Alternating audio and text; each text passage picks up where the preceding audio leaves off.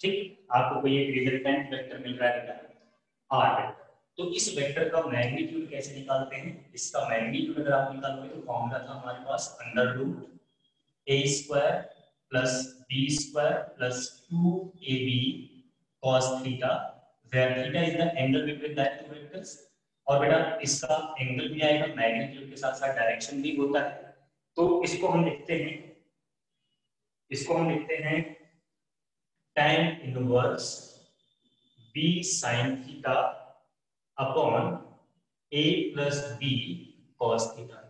तो बेटा ये हमने जैसे tan इनवर्स जो है एक नया मैथमेटिकल टर्म हो सकता है कुछ लोगों के लिए, बट उसे डरने की जरूरत नहीं है, बस लिखा ऐसा है, मतलब बड़ा आसान सा होता है, जब न्यूमेरिकल में आएगा तो मैं आपको क्लियर करूंगा। ठीक है, तो ये तरीका था दो वेक्टर्स को किस तरह से ऐड करेंगे और किस तरह से सब्ट्रैक्ट करेंगे उसके लिए। ठीक, मैग्नीट्यूड आप निकाल लोगे इस फॉर्मूले से under root A square plus B square plus 2ab cos theta से, और डायरेक्शन आप निकालोगे alpha equals to tan inverse वाले फॉर्मूले का यूज करके। ठीक, तो इसके ऊपर मैंने काफी क्वेश्चन आपको करवा दिए थे, तो बेटा सबको समझ में आ गया था, एडिशन सब्ट्रैक्शन सबको समझ में आ गया था बेटा? यस सर, आ गया था। और जो असाइनमेंट मैंने आपको भेजा था वो आपने सॉल्व किया, उसके क्वेश्चंस लगे आपसे? लगाया? हाँ बेटा बोलो। तो उस असाइनमेंट में डाउट्स सर थोड़े से। हाँ बेटा बताओ कौन से डाउट्स हैं? सर एक तो 10th क्वेश्चन,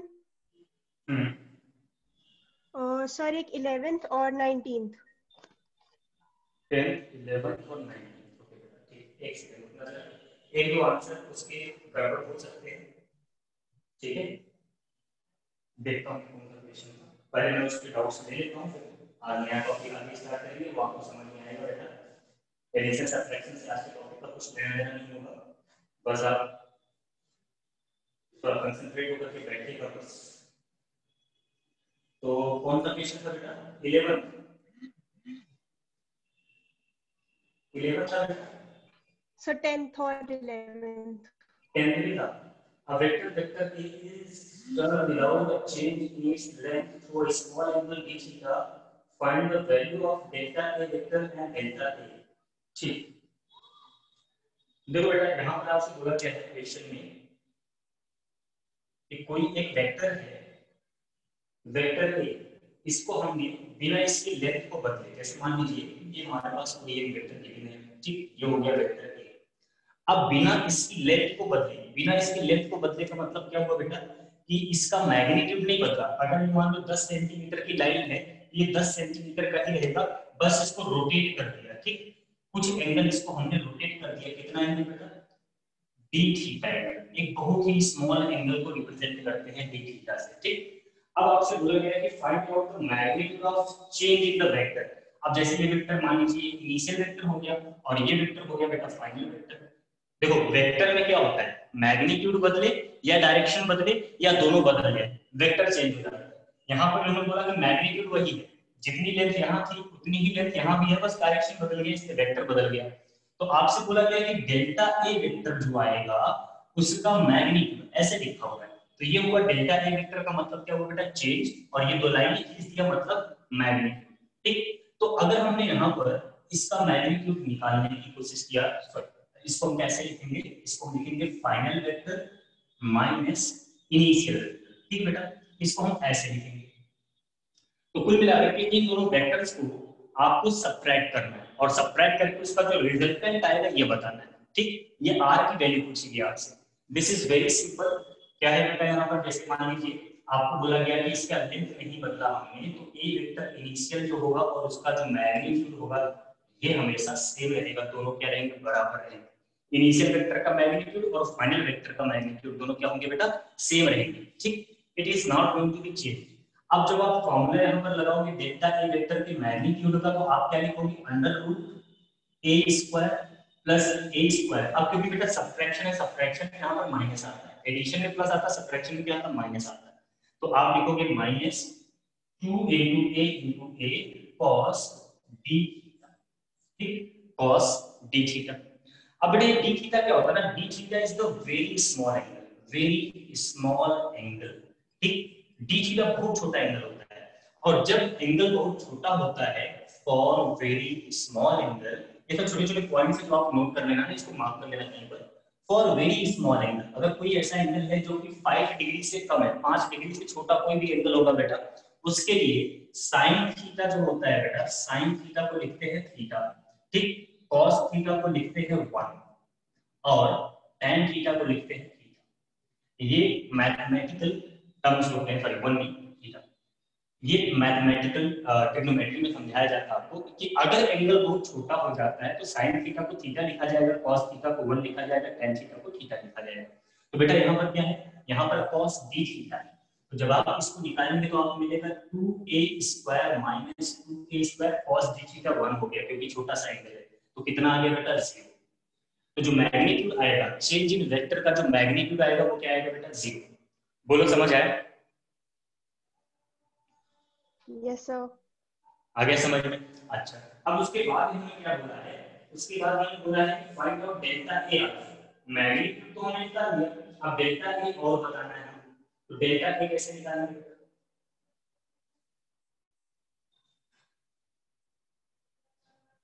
याद है किसी को, पता है किसी को?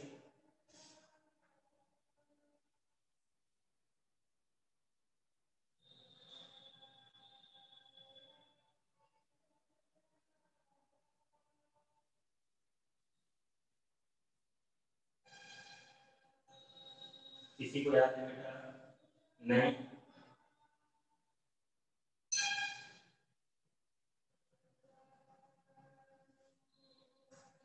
नहीं याद है? देखो यहाँ पर ये क्या था, डेल्टा ए वेक्टर का मैग्नीट्यूड। अब आपसे पूछा गया है कि डेल्टा ए बताइए कितना है, ठीक। दोनों में डिफरेंस क्या है, ये वेक्टर था, वेक्टर का मैग्नीट्यूड पूछा गया था, और अभी आपसे डेल्टा ए का मतलब ये वाला लेंथ पूछा जा रहा है, ये वाला लेंथ कितना आएगा, ये है डेल्टा ए। भाई अगर आप इसके मतलब जब आप इसका चेन निकालोगे तो कैसे निकालोगे, मैं एक दूसरा डायग्राम बनाता हूँ आपको, वाला डायग्राम को आपने देख लिया होगा, सीख लिया होगा, समझ आ गया होगा, इसको हटाता हूँ। जो ये पूछा गया है इसका मतलब क्या है, इसका मतलब ये है, जैसे मान लीजिए ये हमारे पास वेक्टर ए था, ठीक है ना। अब दूसरा वाला वेक्टर भी हमने ऐसे ही बनाया है, हमको मैग्नीट्यूड वही है, ये ए इनिशियल हो गया, ये ए फाइनल हो गया, ये कितने एंगल यहाँ से रोटेट कर गया डी थीटा, तो ये डी थीटा। तो बेटा आपसे पूछा क्या गया है, आपसे पूछा गया है what is the change. Change का मतलब क्या, इसको थोड़ा सा नीचे ले आओगे, आपको याद होगा सबट्रैक्शन में मैंने बताया था, ये वाली है जो पूछी गई है, ये है डेल्टा। अगर ये ए फाइनल है तो ये माइनस का ए फाइनल वेक्टर होगा कि नहीं बेटा, याद है? याद है ना? तो ये पूछा गया है, तो अगर ये डी थीटा है तो ये भी कितना है बेटा, डी थीटा है, तो इसके लिए आप क्या लिखोगे, इसलिए आप लिखोगे angle is equals to R upon radius. जब ट्रिग्नोमेट्री पढ़ा रहा तो वहां पर ये फार्मूला आपको बताया था, एंगल इज इक्वल्स टू होता है आर अपॉन रेडियस। यहाँ पर ये जो डेल्टा ए है बेटा, ये क्या है आर, तो आप यहाँ से क्या निकालोगे, डेल्टा ए आ जाएगा आपके पास, एंगल कितना हुआ डी थीटा और रेडियस कितना हुआ ए, तो ये डेल्टा ए की वैल्यू बेटा ए इनटू डी थीटा, इसकी वैल्यू आ गई 0 और इसकी वैल्यू आ गई ए इनटू डी थीटा। बोलो समझ आया? समझ आया या कोई दिक्कत है? Yes sir. क्लियर है? ओके, अब 10th की बात और कौन सा पूछा था आपने? 11th। 11th। ओके, चलिए ध्यान से देखना सब लोग, जिनकी पहली क्लास है वो भी थोड़ा सा वेट करो बेटा, वैसे समझ में आ जाएगा, नया टॉपिक अभी स्टार्टिंग हो भी आ जाएगा, ये जो पढ़ा रहा हूँ ये भी आसान सी बात है, एक दो क्वेश्चन भी देख लोगे तो भी आपको समझ में आ जाएगा उस डायरेक्शन का सेंस है, इसमें बस कुछ नहीं। अब देखो जो अगला क्वेश्चन था हमारे पास 11th क्वेश्चन, 11th क्वेश्चन में क्या था कि an object of L kg with speed of v meter per second strikes a wall at an angle theta and rebounds at the same speed and the same angle. Find the magnitude of change in the momentum of the object. Okay. अब देखो कुछ ऐसा diagram दिया हुआ है, ये कोई एक वॉल है और यहाँ से किसी एक ऑब्जेक्ट को आपने प्रोजेक्ट कर दिया यहाँ पर, ठीक है ना। ये m kg का ऑब्जेक्ट था और इसको आपने इधर पे प्रोजेक्ट किया v मीटर पर सेकंड, ठीक। अब ये वर्टिकल के साथ कितने एंगल पर आया, ऐसा डायग्राम में दिया गया थीटा एंगल पर, और रीबाउंड कर गया सेम स्पीड से, सेम एंगल पर। ये क्या हुआ बेटा, रीबाउंड कर गया। रीबाउंड मतलब उसी स्पीड से v मीटर पर सेकंड से ये वापस चला गया। तो what is the change in momentum? तो मोमेंटम एक ऐसी क्वांटिटी है जो आप सबने पढ़ी है कि नहीं पढ़ी? पढ़ी है कि नहीं बेटा? बढ़िया सर।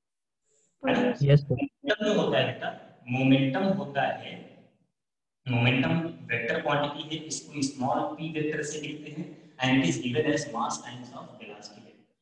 ठीक, तो ये होता है मोमेंटम। अब देखो यहाँ पर इनिशियल वेलोसिटी इधर थी और फाइनल वेलोसिटी किधर है बेटा, इधर है। ठीक है, v मीटर पर ये v फाइनल।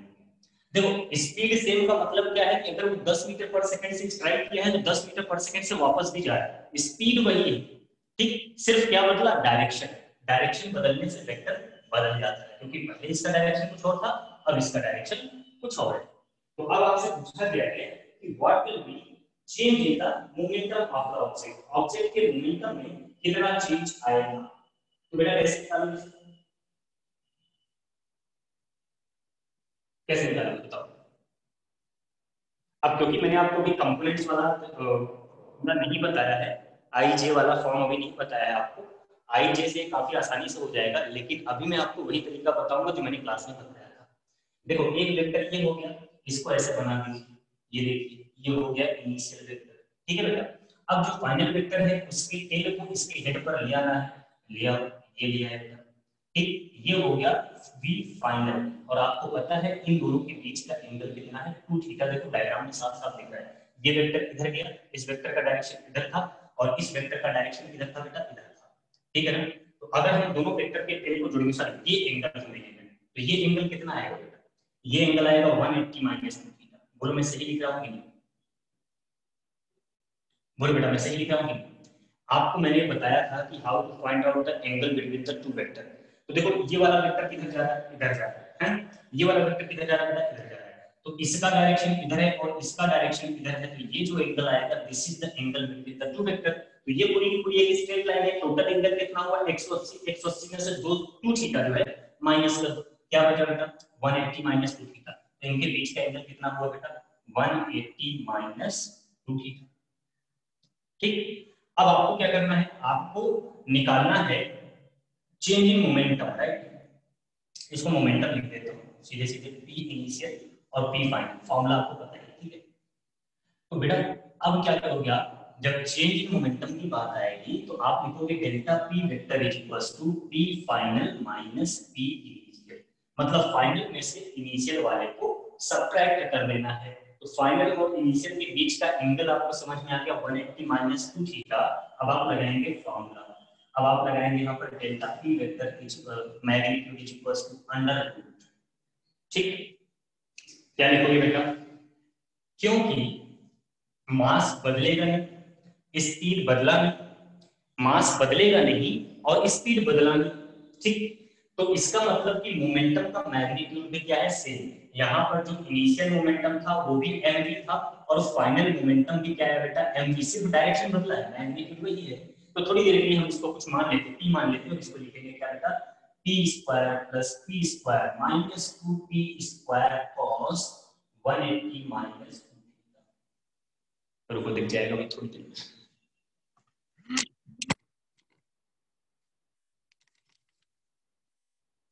ठीक, तो ये हो गया बेटा चेंज इन मोमेंटम। ठीक है, सॉरी सर फिजिक्स के मॉड्यूल्स के अलावा और कौन सी बुक करें, अभी कौन से चैप्टर चल रहा है, आई नहीं बेटा। एक्चुअली अभी हम वेक्टर पढ़ा रहे हैं और मॉड्यूल के अलावा अगर आप कोई बुक प्रेफर करना चाहते हो क्वेश्चंस के लिए, ठीक है ना, पढ़ने के लिए बुक को प्रेफर मत करो, क्वेश्चंस के लिए either you have to follow the SC Verma और डीसी पांडे। ठीक, कोई भी एक बुक पकड़नी है और उसको पूरा कंप्लीट करना है, चाहे वो एचसी वर्मा हो, चाहे वो डीसी पांडे हो, चाहे हमारा मॉड्यूल हो। ठीक, कंप्लीट करने का मतलब you have to solve each and every question honestly. Honestly का मतलब बेटा करेक्टली, ठीक है ना। कुछ कुछ लोग ऐसे अच्छा जी ऐसे क्वेश्चन से माइनस कर देंगे, आ जाएगा, उन्होंने ऐसे कर लिया, लेकिन ऐसे करने वाले जल्दी से भूल जाते हैं। प्रॉपर कॉपी पेन लेकर एक एक क्वेश्चन को सॉल्व करना है। ठीक, शुरू में थोड़ा सा टिपिकल लगेगा आपको, यार पता नहीं क्या है, इतने सारे क्वेश्चन है, कैसे होगा, टाइम मैनेज नहीं हो रहा, ढेर सारे इशू आएंगे, ठीक है, बट आपको उससे परेशान नहीं होना है। कोई भी एक बुक आपको कंप्लीट करनी, ठीक, उसके बाद उस बुक को कंप्लीट करने के बाद आप कुछ भी लगाओ, कहीं से भी कुछ भी लगाओ, सब बढ़िया से होगा आपको, ठीक। चलो ये हो गया, अब इसको सॉल्व कर लेते हैं, देखते कितना आ रहा है। बेटा cos 180 माइनस थीटा क्या होगा, किसी को याद है? cos 180 माइनस थीटा किसी को याद है? Minus cos theta. Minus cos theta, बिल्कुल बेटा, ये सेकंड क्वाड्रेंट में आएगा, सेकंड क्वाड्रेंट में cos नेगेटिव होता है, तो अब आप इसको लिखेंगे delta p vector is equals to under root p square plus p square plus 2p square cos 2 theta, ठीक बेटा, ठीक, समझ आया?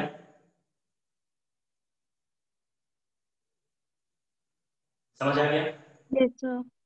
ओके, अब इसको सॉल्व कर लो बेटा। क्या p को बाहर ले लेते हैं, चलो p को बाहर ले लिया, अंदर बचा 2 प्लस 2 cos 2 थीटा है, इसको लिखो 2 cos square theta minus 1।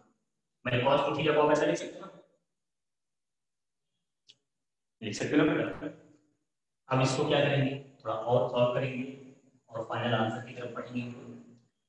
Delta p vector का जो मैग्नीट्यूड आएगा ये आएगा, p तो बाहर ले लिया हमने, ठीक, under root 2 plus 4 cos square theta minus 2 से हो गया 2 कैंसिल बेटा, और ये 4 cos स्क्वायर थीटा बाहर आ जाएगा तो बचेगा 2p cos थीटा।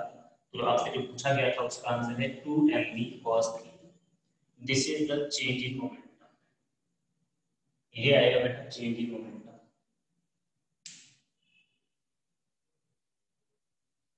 बोलो समझ आया? सर एक बार फिर से करवा दो। एक बार फिर से डायग्राम समझ में आया? Yes sir. चलो डायग्राम अगर आपको समझ में आ गया तो आपको ये पता चल गया कि दोनों वेक्टर के बीच का एंगल कितना है, 180 माइनस 2 थीटा। दूसरा बेटा ये पॉइंट है कि आपको चेंज इन मोमेंटम चाहिए। चेंज इन मोमेंटम का मतलब क्या होता है? चेंज इन मोमेंटम का मतलब होता है फाइनल माइनस इनिशियल, ठीक, फाइनल माइनस इनिशियल। तो फाइनल में से इनिशियल को माइनस करना मतलब दो वेक्टर को सबट्रैक्ट करना। तो फॉर्मूला क्या था बेटा, a square plus b square minus 2ab cos theta where theta was the angle between that two vectors, right? Yes sir. ठीक, तो अब यहाँ पर दोनों के बीच का एंगल कितना हो गया, 180 माइनस 2 थीटा, 180 माइनस 2 थीटा उनके बीच का एंगल हो गया बेटा। और क्योंकि मैग्नीट्यूड बराबर है, सिर्फ डायरेक्शन बदल रहा है, मैग्नीट्यूड बदला नहीं है क्वेश्चन के अकॉर्डिंग, तो हमने थोड़ी देर के लिए इसको mv को p मान लिया और यहाँ पर लिखा p square plus b square, a square plus b square, sorry यहाँ पर माइनस 2ab cos थीटा, ये पूरा उसके फॉर्मेट में लिखा। cos 180 minus 2 theta minus cos theta होता है तो माइनस माइनस प्लस हो गया, प्लस का 2p स्क्वायर cos 2 थीटा हो गया बेटा। अब ये p स्क्वायर कॉमन लोगे तो रूट के बाहर आके p हो जाएगा, अंदर बचेगा 2 plus 2 cos 2 theta. cos 2 theta का फॉर्मूला होता है, मैंने आपको बताया था जरूरत के हिसाब से हम cos 2 थीटा का फॉर्मूला यूज करते हैं बेटा। एक फॉर्मूला होता है 2 cos स्क्वायर थीटा माइनस 1, एक होता है 1 माइनस 2 sin स्क्वायर थीटा, और एक होता है cos square theta minus sin square theta. तो इसको देखकर हमें रूट लगा था, अच्छा नहीं लग रहा था, तो मैंने इसको 2 cos स्क्वायर थीटा माइनस 1 लिखा जिससे 2 कैंसिल हो जाए। देखो 2 कैंसिल हो गया, अब ये बचा 4 cos स्क्वायर थीटा, इससे स्क्वायर रूट लोगे तो 2 cos थीटा बाहर आ जाएगा, तो 2p cos थीटा p की वैल्यू डाल दो mv, तो this is the final answer. बोलो समझ गए? यस सर, आ गया। ठीक है, और कौन सा था बेटा जल्दी बताओ?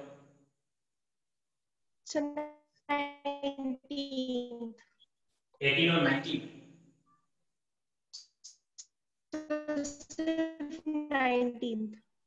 19 ओके ठीक। 19 वाले में भी मैथमेटिक्स से बेटा थोड़ा सा, ठीक है, कांसेप्ट आपको सब पता है, कांसेप्ट वही है, जो भी कांसेप्ट तो पता है मैंने आपको। उसके बाद सारी कहानी सिर्फ मैथमेटिक्स की है बस, ठीक है। 19 में भी कुछ ऐसी कहानी है। 19 की जो कहानी है उसमें ये बोला जा रहा है the resultant of vector p and vector q is vector r if q is doubled r is doubled, when q is reversed r is again doubled, find out the ratio of p q and r। अब ये question को थोड़ा सा धीरे धीरे पढ़ो और समझने की कोशिश करो तो आपको आंसर तो यही पता है, मतलब easily you can do that. बस थोड़ा सा पढ़ो और समझो बोला क्या है, जो जो बोला जा रहा है उसके अकॉर्डिंग इक्वेशन बनाते जाओ। ठीक, आपसे बोला गया है कि P और Q का रिजल्टेंट R है, तो सबसे पहले तो आपको यहाँ पर क्या गिवन है, आपको गिवन है R vector is equals to vector P plus vector Q। ठीक, पहला तो ये आपको इक्वेशन में गिवन है। फिर इन्होंने बोला अगर हम Q को डबल कर देते हैं, मतलब Q को डबल करने का मतलब क्या हुआ, Q को मैग्नीट्यूड 2 टाइम्स कर दिया। तो अगर हमने Q को डबल कर दिया, ठीक, तो इन्होंने बोला कि R भी डबल हो जाता है, उसको भी लिख लो। इन्होंने बोला इफ Q वेक्टर, इसका जो मैग्नीट्यूड है ये 2 टाइम्स ऑफ Q वेक्टर के मैग्नीट्यूड इक्वल हो जाता, देन जो R वेक्टर है बेटा इसका भी magnitude 2 times of R vector हो जाए। अकॉर्डिंग टू द स्टेटमेंट यही बात बोल रहे हैं ना कि अगर Q को डबल करोगे तो R डबल हो जाएगा। फिर इन्होंने बोला इफ Q इज रिवर्स्ड, मतलब Q vector becomes minus Q vector. Reverse का मतलब क्या हुआ बेटा, माइनस Q वेक्टर।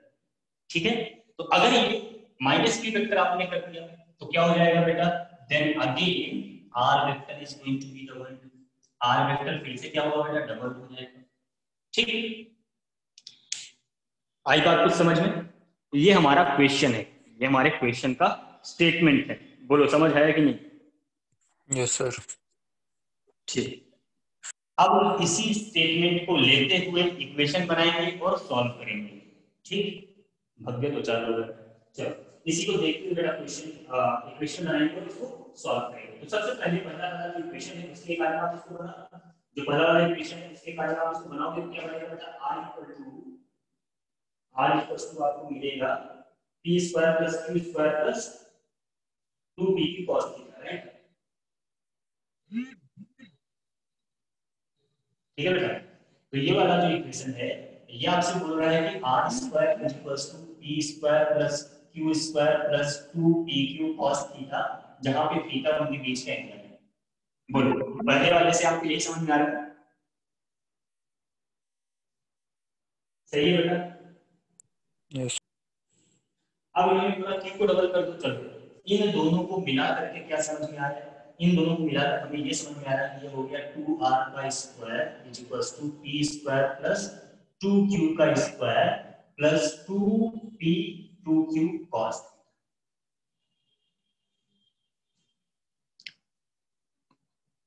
बोलो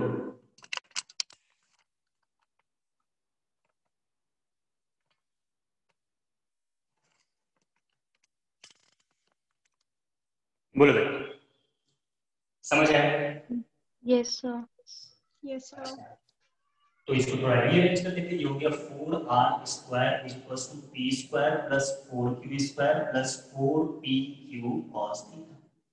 अब बेटा इन दोनों से क्या इंफॉर्मेशन मिल रही है, इसमें मैंने बोला कि हम q को रिवर्स कर दे रहे हैं, और जब q को रिवर्स कर दे रहे हैं तब क्या हो जाता है बेटा, तब भी r डबल हो जाता है। चलो रिवर्स कर देते हैं, तो 2r का square is equals to p square plus q square, इसको रिवर्स किया तो क्या बदलेगा, यहां प्लस था तो माइनस आ जाएगा, मतलब सब्ट्रैक्ट करना ना, तो ये माइनस आ जाएगा बेटा, माइनस का 2pq cos। ठीक, so this was the information given there and now अब आपसे पूछा गया p q r का रेशियो बताइए, तो that is very simple. I hope that आप शायद सॉल्व कर सकते हैं, इसको कर सकते हैं, कर सकते हैं कंप्लीट करो, बस सॉल्व करो, सबकी वैल्यू आ जाएगी। सॉल्व कैसे करोगे, एक इक्वेशन ये है आपके पास, दूसरी इक्वेशन ये है आपके पास, और तीसरी इक्वेशन ये है आपके पास। ठीक, तो सबसे पहले तीन इक्वेशन, तीन अननोन है, पी क्यू की वैल्यू आर के टर्म में निकाल लो, आराम से इसे पता चल जाए। पी क्यू की वैल्यू आर के टर्म में निकालने के लिए फर्स्ट और सेकंड को ऐड कर दो, फर्स्ट और सेकंड को ऐड करोगे तो आपको मिल जाएगा क्या, 5r square is equals to 2p square plus 2q square, और ऐड करके मिलेगा फर्स्ट और सेकंड को हमने ऐड किया भाई, 2p की cos थीटा 2p की cos थीटा कैंसिल हो जाएगा और ये मिल जाएगा, मतलब p square plus q square जो आपको मिलेगा ये आपको मिल जाएगा 5/2 times of r square, equation number 4। और क्या बना सकते हैं, एक और इक्वेशन बना लो 3 और 2 को सॉल्व करके, 3 और 2 को सॉल्व करना है तो क्या करना है, इसमें 2 का मल्टीप्लाई कर दो, ठीक। अगली इक्वेशन मैं यहाँ पर सॉल्व कर रहा हूँ, देखो कैसे करूंगा सॉल्व मैं इसको। आप लिखोगे 3 प्लस 2 इंटू सेकेंड वेक्टर, ठीक। तो जब आप 2 इंटू सेकेंड वेक्टर करोगे, पहले 3 वाले लिख देता हूँ, 4r square equals to p square plus 4q square plus 4pq cos theta.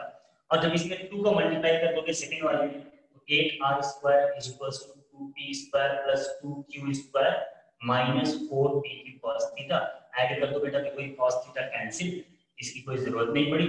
और ये आ गया 12r square equals to 3p square plus 6q square, ठीक। मतलब 3 से अगर इसको डिवाइड कर दोगे तो 4r square equals to p square plus 2q square, ये इक्वेशन नंबर 5। अब बेटा क्या करो, 4 में से 5 या 5 में से 4 को माइनस कर दो। अब 5 में से 4 को माइनस कर देंगे, आपको फाइनल आंसर मिल जाएगा। 5 माइनस 4 कर दीजिए, 5 माइनस 4 करेंगे तो क्या होगा, आपको मिलेगा 4r square minus 5/2r square equals to p square plus 2q square minus p square minus q square p square cancel, ये आ गया 4 to the 8 minus 5 3 r square by 2 is equals to q square. तो यहाँ से q की value आपको मिलेगी कितना बेटा, √3/2r। अब ये q की वैल्यू r के टर्म में मिल गई। सिमिलरली आप इस q की वैल्यू को उठाओ, किसी दूसरे इक्वेशन में पुट कर दो, किसमें पुट कर दो, फिफ्थ में पुट कर दो या फोर्थ में पुट कर दो, p की वैल्यू आ जाएगी, बस वही रेशियो है। बोलो समझ आया, समझ आया बेटा? Yes sir. दिक्कत तो नहीं है? क्या हुआ, सो गए क्या? बेटा समझ आ गया? पूछना तो नहीं है फिर से? कोई ऐसी बात जो इसमें नहीं समझ में आई, जल्दी बताओ।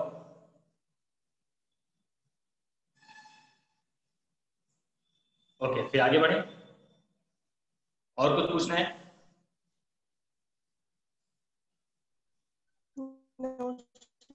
No sir. चलो ठीक है बेटा, आगे बढ़ते हैं। देखिए तो बात होगी एडिशन सब्ट्रैक्शन की, और लगभग जो आपने सीख लिया है, जो क्वेश्चन मैंने आपको भेजे थे वो आपने अटेंड कर लिए, बहुत अच्छी बात है, ठीक है। अब आगे में थोड़ा सा आगे बढ़ना है, अपने कंसेप्ट को आगे बढ़ाना है।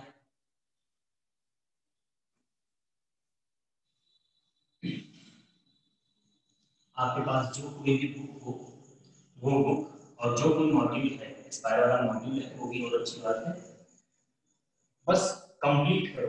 कंप्लीट का मतलब जो चैप्टर हमारी क्लास में चल रहा है, किसी भी सब्जेक्ट का हो, फिजिक्स केमिस्ट्री मैथ बायो जो भी है, ठीक है, जो चैप्टर क्लास में चल रहा है वो चैप्टर आपका साथ के साथ कंप्लीट होना चाहिए, ठीक है। हमसे पढ़ के जाओ, समझ के जाओ, वहां पे क्वेश्चन लगाओ, नहीं आता है क्वेश्चन उसको डिस्कस करो, ठीक है। शुरू में आप थोड़ी सी मेहनत अगर कर लोगे, थोड़ी सी, ठीक, थोड़ी सी मतलब थोड़ी सी ज्यादा, ठीक है, उसके बाद आपको कोई दिक्कत नहीं आएगी कभी भी। लेकिन अगर अभी आपने काम को पेंडिंग में डाल दिया ना, तो आगे चल के आपको लगेगा यार मेरे बस का नहीं है, मैं नहीं कर सकता। तो आप डिसाइड कर लो आपको क्या करना है, ठीक है। ऑनेस्टली चैप्टर के साथ ही सारी चीजों को कवर करते हुए चलो, इतने क्वेश्चन लगाओ कि आपको लगने लग जाए कि हाँ ठीक है, इस टॉपिक का क्वेश्चन मिलेगा तो मुझसे हो जाएगा, मैं नहीं छोड़ूंगा उसको। अब इतनी फीलिंग आ जाए, उतने क्वेश्चन लगा लो, आगे बढ़ जाओ, ठीक। चलिए, तो मैंने आपसे बोला था कि हमारी अगली क्लास में हम लोग डिस्कशन करने वाले हैं यूनिट वेक्टर के बारे में डिटेल, ठीक। यूनिट वेक्टर काफी इंपॉर्टेंस है इसका वेक्टर में। जैसे मैथमेटिक्स में 1 बहुत इंपॉर्टेंट होता है, 0 बहुत इंपॉर्टेंट होता है, वैसे ही वेक्टर मैथमेटिक्स में 0 वेक्टर और यूनिट वेक्टर की इंपॉर्टेंस काफी ज्यादा है। 0 वेक्टर तो आपको नाम से ही समझ में आ रहा होगा कि एक ऐसा वेक्टर जिसका मैग्नीट्यूड 0 होता है, ठीक है ना। तो उसके लिए बस उतना ही काफी है, उतना जानते रहोगे चलेगा। लेकिन अगर हम आपसे यूनिट वेक्टर की बात कर रहे हैं तो unit vector is very important. Unit vector क्यों इंपॉर्टेंट है बेटा? क्योंकि अगर आपको यूनिट वेक्टर का आइडिया है तो आगे फिजिक्स में जितनी भी फिजिकल क्वांटिटीज आप पढ़ोगे, जैसे ग्रेविटेशन में जाओगे, ग्रेविटेशनल फील्ड पढ़ोगे। अब ग्रेविटेशनल फील्ड अगर आप पढ़ोगे, ठीक है, ग्रेविटेशनल फील्ड आप पढ़ोगे, वो एक वेक्टर क्वांटिटी है। तो उस वेक्टर क्वांटिटी में डायरेक्शन को इंट्रोड्यूस करना है तो यूनिट वेक्टर आपको काफी मदद करेगा। यूनिट वेक्टर आपको बताएगा कि ऐसे मैग्नीट्यूड में डायरेक्शन को ऐड करना है आपको, मतलब कैसे मैग्नीट्यूड और डायरेक्शन को मल्टीप्लाई करोगे। तो देखो होता क्या है, जैसे पहले इसको हम डायग्राम बना के आपको समझाते हैं कि एक्चुअली इसका मतलब क्या है। जैसे मान लीजिए कोई वेक्टर आपको यहाँ पर दिया गया है, ये वेक्टर ए हो गया, ठीक, ये हो गया वेक्टर ए। अब हमारे दिमाग में बात आती है कि हमें एक दूसरा वेक्टर चाहिए, हमें एक दूसरा वेक्टर चाहिए, उसका डायरेक्शन वही होगा जो ए का है, लेकिन मैग्नीट्यूड अलग होगा। मतलब मेरे कहने का ये है कि हमें एक नया वेक्टर बनाना है, ठीक, उस नए वेक्टर का डायरेक्शन वही होना चाहिए जो वेक्टर ए का है, लेकिन मैग्नीट्यूड अलग होना चाहिए, ठीक। ये क्वेश्चन हमारे दिमाग में आता है, तो हम उसको कैसे हैंडल करेंगे, कैसे बनाएंगे। उसके लिए आपको क्या करना पड़ेगा, मान लीजिए आप एक बी वेक्टर बनाना चाहते हैं, बी वेक्टर जिसका मैग्नीट्यूड वेक्टर ए के बराबर नहीं है, इसका मैग्नीट्यूड वेक्टर ए के बराबर नहीं है, लेकिन डायरेक्शन जो है ना, direction of vector B is same as vector A. तो इस सिचुएशन को कैसे हैंडल किया जाएगा, इसके लिए क्या होगा, क्योंकि मुझे डायरेक्शन किसका चाहिए बेटा, ए वेक्टर का। डायरेक्शन मुझे चाहिए ए वेक्टर का, मैग्नीट्यूड आप कितना भी डाल दो कोई फर्क नहीं पड़ता, वो आपकी मर्जी जितना बड़ा बनाना, लेकिन डायरेक्शन आपको चाहिए किसका, ए वेक्टर का। तो इसके लिए इस वेक्टर का एक यूनिट वेक्टर निकालो। जैसे अगर मैं आपसे बोलूं मैथमेटिक्स में सिंपल सी बात है भाई, 5 में 1 का मल्टीप्लाई करोगे क्या मिलेगा, 5 मिलेगा, ठीक है। आप 10 में 1 का, किसी भी नंबर में 1 का मल्टीप्लाई करोगे वही नंबर वापस मिलता है ना। ऐसे ही क्या करना है, इसका यूनिट वेक्टर ले लेना है। जब इसका यूनिट वेक्टर ले लोगे तो मैथमेटिक्स में 1 के पास कोई डायरेक्शन नहीं था, वेक्टर में 1 के पास डायरेक्शन रहेगा कि नहीं रहेगा, बोलो, वेक्टर में डायरेक्शन रहेगा कि नहीं रहेगा, रहेगा ना। तो जब आप इसका यूनिट वेक्टर लेकर के आओगे तो मतलब इसका डायरेक्शन भी लेके चले जाएगा। अब उसके यूनिट वेक्टर को उठाओ और बी वाले में कर दो मल्टीप्लाई, बी का जो मैग्नीट्यूड है उसमें कर दो मल्टीप्लाई, हो गया भाई, डायरेक्शन ए का हो गया, मैग्नीट्यूड बी का हो गया। तो ये काम होता है यूनिट वेक्टर का, ठीक। तो इसका यूनिट वेक्टर को सबसे पहले हम डिफाइन कैसे करते हैं, नीचे इसकी मैंने पहले भी आपको बताई हुई है कि भाई यूनिट वेक्टर मतलब a vector having magnitude 1, a vector having magnitude unit 1 की जगह यहाँ यूनिट लिखना ज्यादा बेटर होगा, ठीक है। तो एक ऐसा वेक्टर जिसका मैग्नीट्यूड क्या होगा, 1 हो, यूनिट, ठीक। तो उसको लिखते कैसे हैं, उसको लिखने का तरीका है, जिस वेक्टर का यूनिट वेक्टर लेना है उस वेक्टर को टोपी पहना दो, वही हो गया बेटा यूनिट वेक्टर। ये यूनिट वेक्टर का सिंबल है, इसको क्या पढ़ेंगे, यूनिट वेक्टर ऑफ ए। तो इसको कैसे निकालेंगे, जो वेक्टर आपको पता है ना, आपको वेक्टर के पता है ना, इसी वेक्टर को इसके मैग्नीट्यूड से कर दो डिवाइड। जब इसी वेक्टर को इसके मैग्नीट्यूड से कर दोगे डिवाइड तो बचेगा क्या, 1 बचेगा कि नहीं बचेगा। अगर मान लो वेक्टर ए का मैग्नीट्यूड 10 था, 10 को 10 से डिवाइड कर दिया, 1 बचा ना। अब वेक्टर है तो डायरेक्शन तो आएगा ही आएगा, ठीक। तो यही होता है बेटा यूनिट वेक्टर को रिप्रेजेंट करने का तरीका। ये यूनिट वेक्टर का फॉर्मूला हो गया। वेक्टर यूनिट वेक्टर ऑफ ए जो होगा, किसी भी वेक्टर को उसके मैग्नीट्यूड से डिवाइड कर दोगे तो आपको उसी वेक्टर का यूनिट वेक्टर मिल जाएगा, मतलब उसी वेक्टर का डायरेक्शन आपको मिल जाएगा और मैग्नीट्यूड उसका 1 हो जाएगा, ठीक। आई बात समझ में। अब जो हमने एग्जांपल लिया था चलो उसको कंप्लीट भी कर देता हूं। अगर मान लो मेरे दिमाग में बात आती है कि भाई जो मैग्नीट्यूड है वेक्टर बी का वो होना चाहिए था 25, ठीक, और डायरेक्शन इसका होना चाहिए, तो कंप्लीट वेक्टर बी जब आप लिखोगे तो कैसे लिखोगे, ये वेक्टर बी हो गया, इसका मैग्नीट्यूड कितना होना चाहिए था 25, डायरेक्शन क्या होना चाहिए था ए वाला, तो यहां पर लिख दोगे यूनिट वेक्टर। देखो कितनी आसानी से आपको मैग्नीट्यूड पता था, डायरेक्शन इंक्लूड कर दिया आपने, मैग्नीट्यूड पता था, डायरेक्शन इंट्रोड्यूस हो गया, कुछ करने की जरूरत नहीं पड़ी। अब आगे करने का क्या है, आगे बस यही है कि 25 लिखो, यहाँ पे लिखो vector A upon magnitude of vector A, बन गया आपका भी वेक्टर। डायरेक्शन ए वाला है, मैग्नीट्यूड उसका अपनी मर्जी का। तो आई बात समझ में, यूनिट वेक्टर क्लियर बेटा? Yes sir. कोई डाउट नहीं होना चाहिए दिमाग में, यूनिट वेक्टर काफी इंपॉर्टेंट बात है, ठीक है। जब भी आप कभी फिजिक्स में आगे चलते कोई भी फिजिकल क्वांटिटी जो कि वेक्टर है, जैसे मोमेंटम पढ़ रहे हो, इलेक्ट्रिक फील्ड पढ़ रहे हो, ग्रेविटेशनल फील्ड पढ़ रहे हो, ठीक है ना, ये सब वेक्टर होते हैं बेटा। इंपल्स पढ़ोगे, रोटेशन में जाकर के टॉर्क पढ़ोगे, तो ये सारी क्वांटिटीज क्या होती है, वेक्टर क्वांटिटीज होती है। तो इनमें क्या होता है ना, मैग्नीट्यूड बहुत कम पूछता है, डायरेक्शन पूछता है आपसे, what will be the direction. कोई दिक्कत वाली बात नहीं होती, आप यूनिट वेक्टर का आइडिया रहेगा ना, फटाफट कर डालोगे, कोई दिक्कत नहीं होगी। So this is the definition of example क्या बेटा? सर जो कुछ आपने बोला? एग्जांपल देके यूनिट वेक्टर समझाया, एक बार फिर से समझाना। देखो मैंने एग्जांपल ये दिया था कि मेरे पास एक वेक्टर था, मैंने देखा ये, मतलब ऐसे समझ लो, मैं अपने पड़ोसी का वेक्टर देखा, मुझे बड़ा बढ़िया लग गया, मुझे लगा कि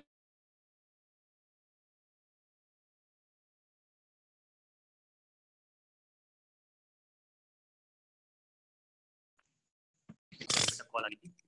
हाँ, जैसे मान लीजिए अब वही, जैसे आपने देखा कि भाई एक घर है, इस घर की डिजाइन कॉपी करनी है, फिर इससे बड़ा बनवाना है। ऐसे ही इस वेक्टर को देख के आपके दिमाग में बात आई कि मुझे एक और वेक्टर चाहिए, उसका डायरेक्शन यही होना चाहिए, लेकिन मैग्नीट्यूड मेरी मर्जी का होगा। तो मैंने मैग्नीट्यूड कंसीडर कर लिया, चलो मान लिया 25 होना चाहिए। तो मैग्नीट्यूड तो मुझे पता है, कमी किस बात की? डायरेक्शन की। डायरेक्शन किसका चाहिए? ए का। तो अगर ए का डायरेक्शन चाहिए तो ए का कौन सा वेक्टर ले आओगे? Unit vector. कैसे मिलेगा बेटा? उसी वेक्टर को उसी मैग्नीट्यूड से डिवाइड कर दो, उसी वेक्टर को उसी की मैग्नीट्यूड से डिवाइड कर दो, यूनिट वेक्टर मिल जाएगा। अब ये यूनिट वेक्टर आपको मिल गया। अब इस 25 में यूनिट वेक्टर से कर दो मल्टीप्लाई, मैग्नीट्यूड आपकी मर्जी का, डायरेक्शन ये का, बन गया यूनिट वेक्टर जो आपको चाहिए। आई बात समझ में? Yes sir. ओके, तो अब ये तो होगी समझाने वाली बात, ठीक। अब ये फॉर्मूला बन गया। सबसे पहले तो मैं एग्जांपल दूंगा कि भाई क्वेश्चन को करेंगे कैसे, हैंडल कैसे करेंगे, ठीक है। इसको नोट कर लिया हो बता दो, एग्जांपल आपको समझ में आएगी, एग्जांपल बस मैंने आपको समझाने के लिए था।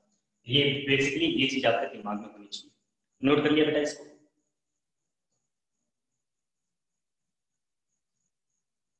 नोट कर लिया बेटा?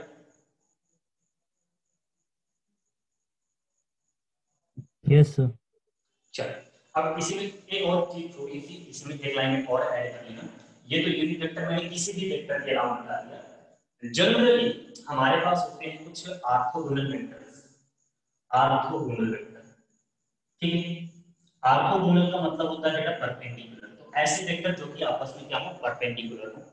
तो मतलब हम यहाँ पर बात कर रहे हैं unit vector, unit vector along X axis, Y axis and Z axis, ठीक है।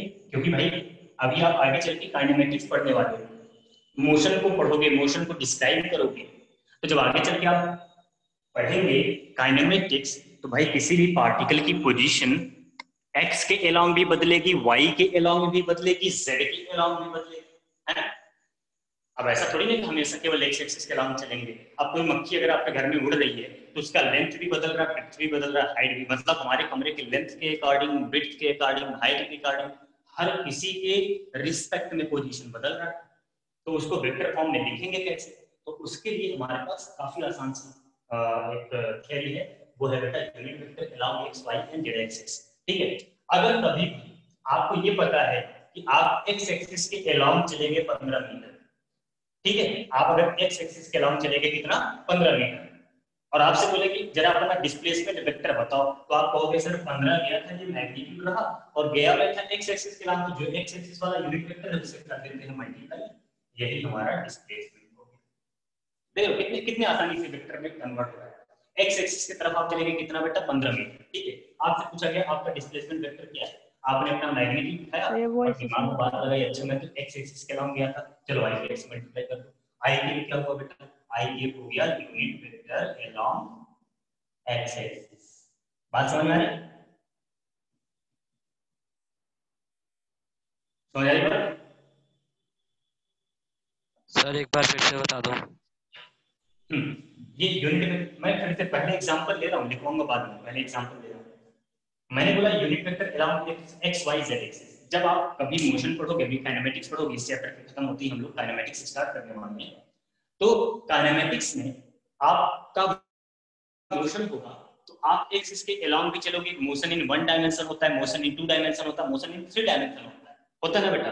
अगर आप मान लीजिए एक्स एक्सिस के अलोंग चल रहे हैं, आप चलते हुए चलेंगे कितना? 15 मीटर। आपसे किसी ने पूछ लिया बेटा अपना डिस्प्लेसमेंट बताओ, डिस्टेंस पूछेगा तो आप बोल दोगे 15 मीटर, कहानी खत्म, ठीक है। अगर कोई पूछेगा कितना दूर गए हो तुम, कितने दूर गए हो भैया तुम, तो तुम बोल दोगे भैया हम 15 मीटर गए थे, कहानी खत्म। लेकिन अगर कोई पढ़ा लिखा फिजिक्स वाला बंदा पूछ ले कि आपका डिस्प्लेसमेंट क्या था, तब सिर्फ 15 मीटर से काम नहीं चलेगा, तब 15 मीटर के साथ आपको डायरेक्शन बताना पड़ेगा, और तब आपको याद आएगा अच्छा मैं किसके अलोंग गया था? एक्स के अलोंग गया था। तो चलो मैग्नीट्यूड तो पता ही है, x वाला यूनिट वेक्टर लेके मल्टीप्लाई कर देते हैं, बन जाएगा वेक्टर। तो x वाला यूनिट वेक्टर क्या है बेटा, i है। 15 में i के को मल्टीप्लाई कर दिया, हो गया डिस्प्लेसमेंट। पढ़ा लिखा बंदा इसको देखेगा तुरंत समझ जाएगा। अच्छा, 15 मीटर गया है, i के मतलब x के लॉन्ग गया है। आई बात समझ में? आई बात समझ में बेटा? Yes sir. सिमिलरली अगर आप मान लीजिए y के अलाउंग चले गए कुछ 10 मीटर, तो आप बताओ कि मेरा डिस्प्लेसमेंट है 10 j के। अब ये j के क्या है बेटा, ये है unit vector along y axis, ठीक, अलोंग y एक्सिस। अगर 10 j लिया मतलब आप 10 मीटर के कहां गए, y एक्सिस के अलोंग चले गए, तो ये j के हो गया बेटा। ये i के इसका भी मैग्नीट्यूड 1 है, j के इसका भी मैग्नीट्यूड 1 है। i हमारा x के अलोंग है और j हमारा y के अलोंग है। और ऐसे ही अगर आप z एक्सिस के अलोंग चले जाओगे तो आप बोलोगे 10k है, ठीक है। ये हो गया unit vector along z axis. तो अगर k कैप लिखा हुआ मिल गया तो इसका मतलब क्या हुआ बेटा कि z एक्सिस के अलोंग चलेंगे, ठीक। अब मान लीजिए आप सीधे सीधे नहीं चल रहे हो, आप ऐसे चल रहे हो कि आपका पोजीशन x के अलाउंग भी बदल रहा है, y के अलाउंग भी बदल रहा है, z के अलाउंग भी बदल रहा है। और अब तब आपसे कोई पूछेगा चलो अपना डिस्प्लेसमेंट बताओ, तब आप बोलोगे भैया ऐसा है 15 i कैप था, 10 j कैप था और 10 k कैप, ये मेरा डिस्प्लेसमेंट। तो पढ़ा लिखा बंदा देख के बता देगा कि 15 मीटर x के अलाउंग गए थे, 10 मीटर y के अलाउंग गए थे, 10 मीटर z के अलाउंग गए थे। और ये हो गया आपका complete vector. So this is how you are going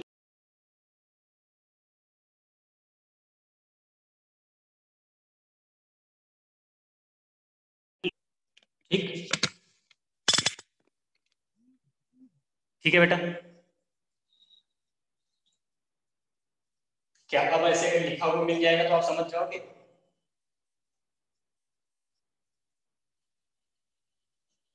बताओ बेटा, मेरी आवाज आ रही है? Yes sir. Yes sir.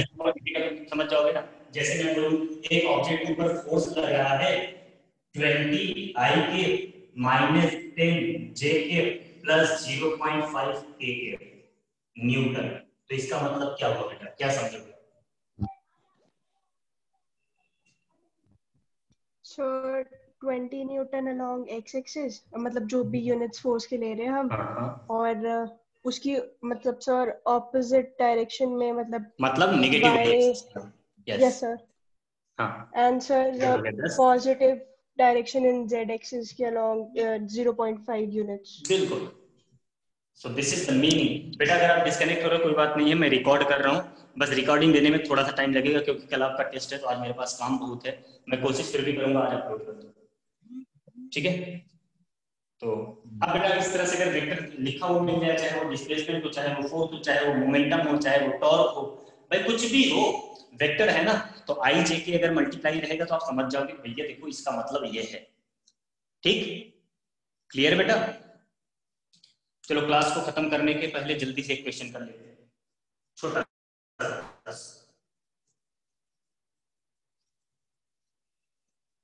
अब मान लीजिए, अब आप ये समझ में आ गया कि भाई वेक्टर को रिप्रेजेंट कैसे करना है यूनिट वेक्टर के टर्म में। तो अगर मान लीजिए एक छोटा सा क्वेश्चन बेटा, बस उसके बाद डिटेल में बात हम लोग फिर कल करेंगे। ए वेक्टर इज इक्वल्स टू, मान लीजिए आपको दिया गया है 2ik + 3jk + 2kk, ठीक। If vector A is equals to this, then find out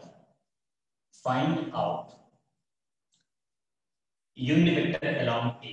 अब देखो इसके लिए मैं एक चीज और आपको समझा दूं। जैसे मान लीजिए x एक्सिस है, ये y एक्सिस है, ठीक है।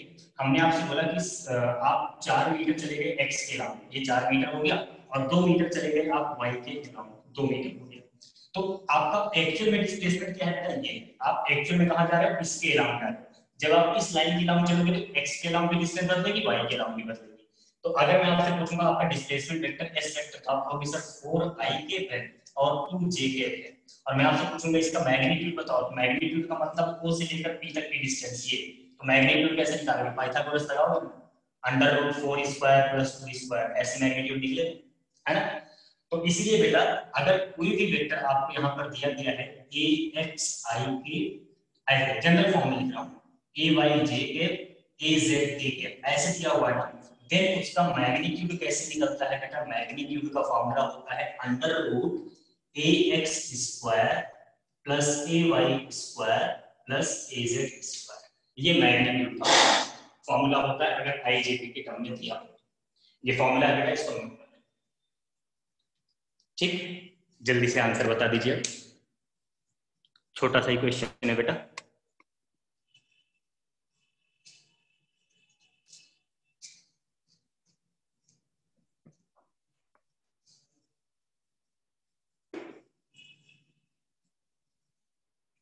यूनिट वेक्टर वाला फॉर्मूला याद करिए, इसका मैग्नीट्यूड निकालिए और उस वेक्टर को उसकी मैग्नीट्यूड से डिवाइड करिए, फटाक से आपको आंसर मिल जाएगा।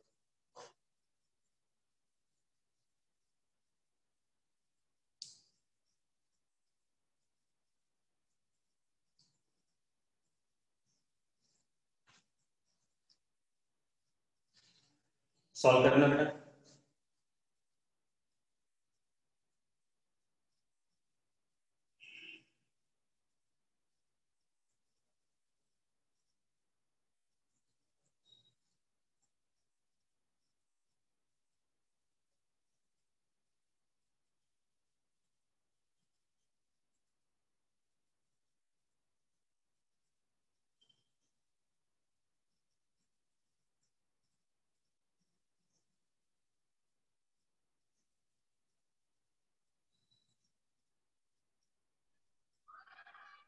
So is it 2i?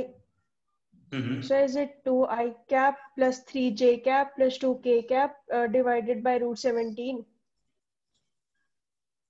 बिल्कुल बेटा सही है, that will be the correct answer. ठीक, कैसे बेटा? देखो बता देता हूं इसको, क्योंकि आपने पढ़ा है अभी भी थोड़ी देर पहले, यूनिट वेक्टर ए जो होता है वो होता है vector A upon magnitude of vector, और अभी अभी आपने पढ़ा कि मैग्नीट्यूड कैसे निकालते हैं। अंडर रूट करो, आई का कोएफिशिएंट 2 स्क्वायर, जे का कोएफिशिएंट 3 स्क्वायर, के का कोएफिशिएंट 2 स्क्वायर, अंडर रूट 17 आ गया। तो यूनिट वेक्टर अलाउंग ए क्या आ जाएगा बेटा? ये आ जाएगा 2ik plus 3jk plus 2kk upon under root 17। तो ये यूनिट वेक्टर हो गया बेटा, 2 upon under root 17 ik plus 3 upon under root 17 jk plus 2 upon under root 17 kk। ये हो गया यूनिट वेक्टर। तो बेटा समझ में आ गया? Yes sir. क्लियर है ना?